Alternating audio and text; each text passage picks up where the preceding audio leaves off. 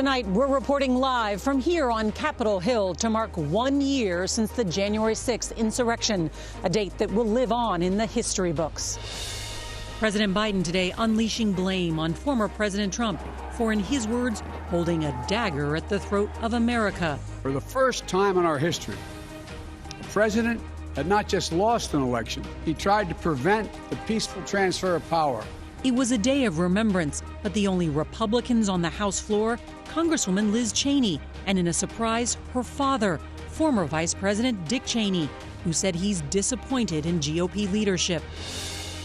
Tonight, the congressional probe into who planned the attack and why President Trump didn't try to stop it. And we visit where the Capitol was first breached with CBS's John Dickerson for context and perspective. Could there be another January 6th? Yes, the forces that led to it are still out there. The Omicron surge as the first young teens get their booster. Winter storm warnings. 80 million Americans prepare for heavy snow and freezing rain.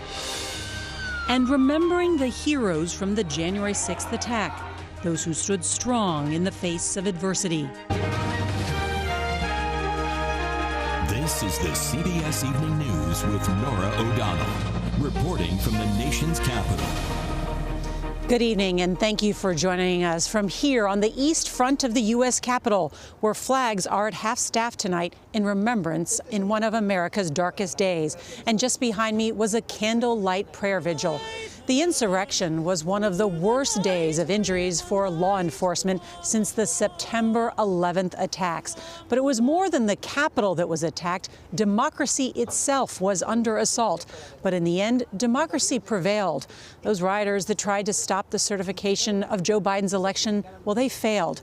Members of Congress returned to the very House floor that had been overrun to finish counting the votes. Vice President Mike Pence confirmed Joe Biden would be the next president at 3:40 a.m. Well, at this moment today, the Justice Department is pursuing one of the largest FBI investigations in U.S. history. So far,